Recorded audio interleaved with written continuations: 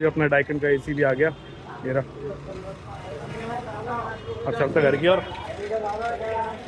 ये देखो, ये अभी दूध अभी पानी पी रही है ना, अभी खिंडा देगी सारा।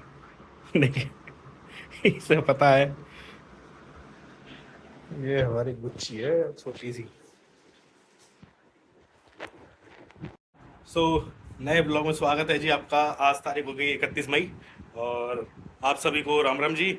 और भाई गर्मी है ना दिल्ली में, भयंकर है। दिल्ली में क्या, पूरे देश में ही हो रखी है गर्मी। और शायद केरला में अभी मानसून आ चुका है। बाकी भाई, जरा छाछ पी लूं। छाछ पी लूं जी। और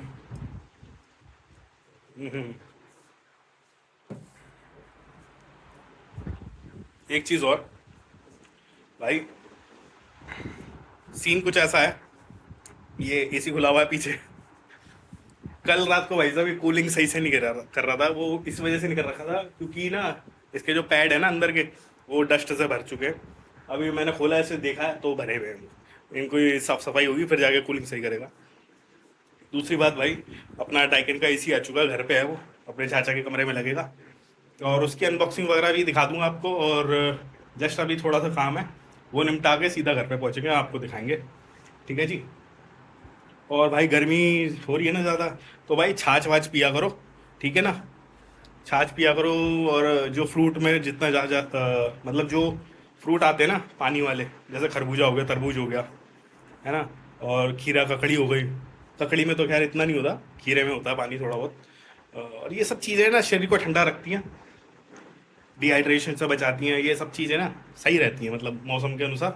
गन्ने का रस पिया करो जी, वो भी बेस्ट है। तो अभी तो फिलहाल भाई हम अपन अपनी छाछ निपटा दें, और आपसे फिर मिलते हैं अपने घर पे। सो गाइज, मैंने ये अपने एसी का फ़िल्टर निकाल लिया। देखो कितना डस्ट जमा हुआ है इस पर।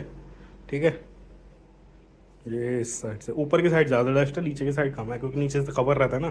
तो ज़रा इसे साफ़ कर लेता हूँ, फिर दिखाता हूँ जी आपको आगे का। ये लो जी, ये एसी के पैड तो हो गए जी साफ़, और इसमें से ये डस्ट निकला है। ठीक है जी, ये देखो गौर से। ठीक है, तो इसीलिए ना फ़िल्टर साफ़ करते रहना चाहिए ताकि एसी की कूलिंग बरकरार रहे।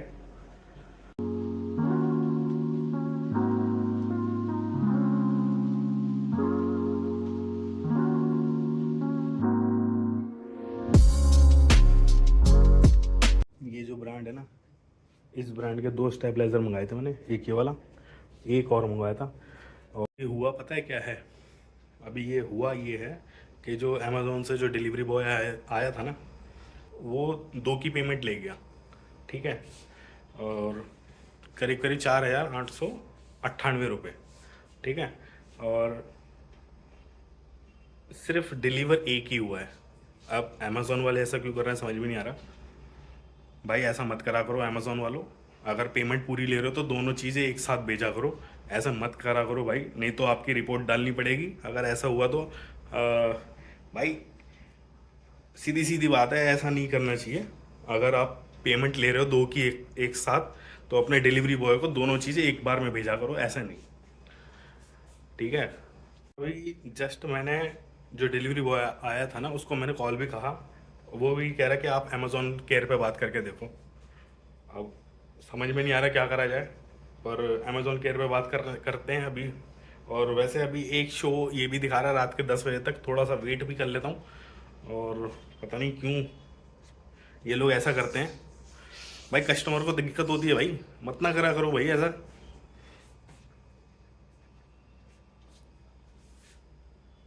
और अगर नहीं आया तो समझ लो 2,500 रुपये की लग गई लंका। देखते हैं भाई, 10 बजे तक का टाइम है रात के, उसके बाद देखते हैं क्या होता है क्या नहीं होता। मतलब रात एक जो डिलीवरी दिखा रहा है, मतलब टाइमिंग जो डिलीवरी का है ना, वो रात के 10 बजे तक का है। देखो 10 बजे से पहले पहले आ जाए तो अच्छी बात है, नहीं तो फिर देखेंगे कुछ ना कुछ कार्रवाई करके। ठीक है जी। हाँ जी गाइज, मैं अभी जस्ट घर पर आया हूँ, और अभी टाइम हो रहा है 9:35। मतलब रात के 9:35 हो रहे हैं, और आज 31 मई है। और अभी है ना, अभी भी एक ही डिलीवर हुआ है, ये रखा हुआ मेरे सामने खुला हुआ, और ये खाली बॉक्स है। ठीक है, और एक ही आया है। एक ही डिलीवर हुआ है स्टेबलाइजर, ये वाला देख रहे हो। अब पता नहीं कहाँ पे हेरा फेरी हुई है, कहाँ क्या हुआ है, कुछ नहीं पता। और अभी अमेज़ोन वालों की साइड से डिलीवरी का मेरे पे वो आ गया मैसेज, पर दूसरा स्टेबलाइज़र नहीं आया अभी तक। तो ये सब चीज़ है। और बाकी का तो अभी यार मूड ऑफ हो चुका है, क्योंकि भाई मिडिल क्लास आदमी है भाई हम, ठीक है। एक एक पैसा कहाँ इन्वेस्ट करना सोच समझ कर करते हैं, ठीक है। और बड़ी मेहनत से कमाया जाता है पैसा, कोई ऐसा तो है नहीं, ये है ना। और जो हुआ है मेरे साथ गलत, वो आपके साथ ना हो, ठीक है। यार मूड नहीं है बिल्कुल भी अब बात करने का ना।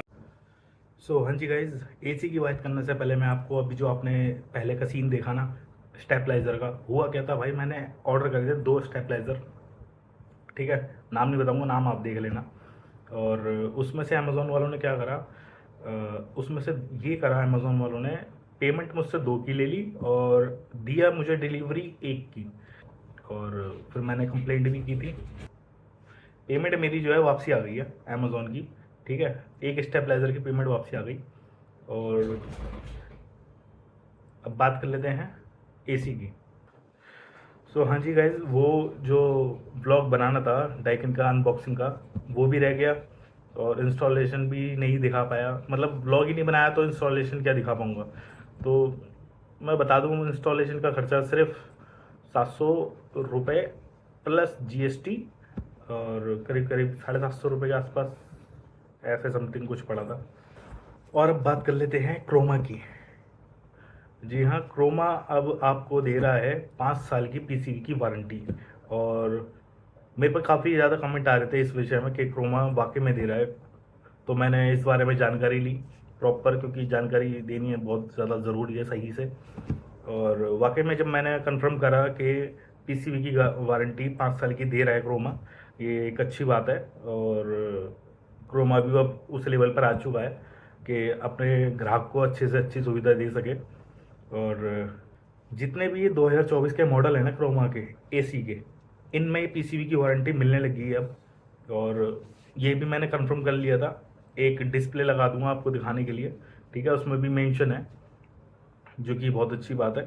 और वो बात अलग है, मुझे नहीं मिली पीसीबी की वारंटी, और मेरा 2023 का मॉडल है, और 2024 के जो मॉडल हैं उन सबों में अब आ रही है। और बस आपको यही कहूँगा कि पीसी वारंटी तो अब क्रोमा दे ही रहा है साथ में। और साथ ही साथ आपको कूलिंग कैपेसिटी 100% वाली 5000 या 5000 से ऊपर की देखनी है, खास तौर पे 3rd और 4th फ्लोर। तो वो कैसे करेगा, जैसे कूलर की हवा आती है ना, ऑलमोस्ट उससे बस थोड़ी सी 19-20 का फ़र्क होगा ठंडी हवा में, बाकी नहीं हो पाएगा, क्योंकि ऊपर के रूमों में टेम्परेचर धूप की वजह से ज़्यादा होता है अकॉर्डिंग टू नीचे वाले फ्लोरों की।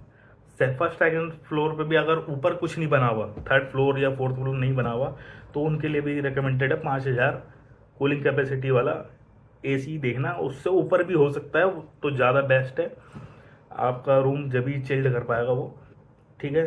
और आप चाहे 3 स्टार एसी ले, चाहे 5 स्टार लें, चाहे 4 स्टार लें, देख कर नंबर देख करके लेना। कूलिंग कैपेसिटी ज़्यादा होनी चाहिए, तभी आपका कूलर आपका एसी अच्छे से वर्क कर पाएगा, ठीक है जी। एक क्वेश्चन और आया था अभी मेरे पास कि महीने में कब सर्विस करानी चाहिए, मतलब कितने महीने में कितना गैप दे करके सर्विस करानी चाहिए। तो मैं आपको बता दूं, करीब करीब है ना, सर्विस कराने का समय होता है या तो जैसे गर्मी स्टार्ट होती हैं तब, या फिर एंड होती हैं तब, ठीक है। और कंपनी इस 1 साल में 2 साल की सर्विस देती है फ्री नए एसीओ पे, ठीक है। और उसके अंदर आपको सर्विस करा लेनी चाहिए। और ख़ास तौर पे ना एक चीज़ का और ध्यान रखना चाहिए, हफ्ते की हफ्ते आपको जो एसी के अंदर जो एसी फिल्टर जो होते हैं, जो फिल्टर लगे होते हैं ना एसी के अंदर, जिन्हें पैड बोलते हैं क्या बोलते हैं जो भी, ठीक है आप समझो, वो निकाल करके उसकी साफ़ सफाई कर लिया करिए, क्योंकि काफ़ी फ़र्क पड़ जाता है उससे कूलिंग में। मतलब एसी तो कूलिंग करता है पर उसको हवा नहीं मिलती जिसकी वजह से हवा रूम को चिल्ड नहीं कर पाता। ठीक है, और मैं बताऊं 1 महीना हो चुका है सर्विस करवाए हुए, और करीब करीब मैंने उसके जो पैड है ना कम से कम 3 या 4 बार मैंने साफ़ करता हूँ, हर हफ्ते साफ़ करता हूँ। और धूल मिट्टी आपने देखा ही हुआ इस वाले ब्लॉग में धूल कितनी निकलती है, मतलब वो ये समझ लो 3 या 4 दिन की धूल थी, अगर हमें 3-4 दिन में वो उसकी डबल हो जाती है। ठीक है जी, तो इस चीज़ का ध्यान रखिए। और 1 महीने के अंदर अंदर मैंने आउटडोर को भी धो दिया है। वो भी किसी दिन एक शॉर्ट वीडियो बना कर डाल दूंगा प्रॉपर कि कैसे कैसे करता है।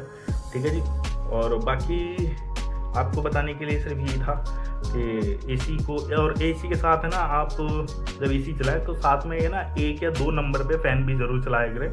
उससे ना आपको खुद पता चलेगा कि एसी कैसा काम कर रहा है। अगर आप फ़ैन नहीं चलाओगे ना तो और खाली एसी चलेगा तो उसमें अलग ही महसूस हो जाता है कि एसी ज़्यादा लोड ले रहा है। फ़ैन अगर चलता रहता है ना तो इतना महसूस नहीं होता, इसलिए ना फ़ैन चलाना ज़रूरी है और फिल्टर साफ़ करने ज़रूरी हैं एसी के। ठीक है, और 25 से 26 डिग्री टेम्परेचर पे चलाया कीजिए, बेस्ट रहता है। और एसी को भी ज़्यादा वो नहीं मशक्क़त करनी पड़ती, और वो सिर्फ एसी और नंबर होते हैं, वो 26 डिग्री 24 डिग्री नंबर होते हैं बस। वो ये नहीं कि हमने अगर उसे डाउन कर दिया तो ज़्यादा कूलिंग देगा, ऐसा कुछ नहीं होता।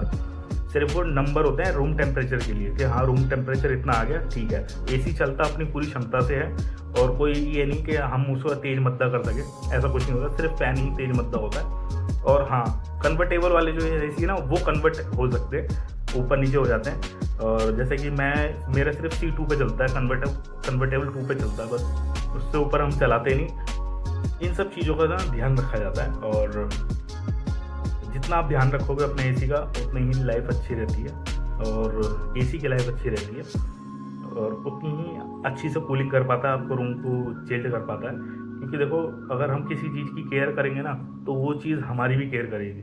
अगर हम लगा करके छोड़ दिया और चलते रहने दिया, वो कोई फ़ायदा नहीं है। ठीक है, उससे बिजली का भी बिल आता है, और मतलब वेस्ट ऑफ मनी है ऐसा करना, मतलब किसी भी चीज़ के लिए अति करना बेकार है। ठीक है, अपना सिंपल से रखो, सही रहता है, और अपना काम करता रहता है बढ़िया। और बस जी, ठीक है, बढ़िया है। और एक शॉर्ट वीडियो और डाल दूंगा, वो और जो देखना। मिलते हैं जी किसी नए ब्लॉग में, तब तक के लिए जय श्री राम।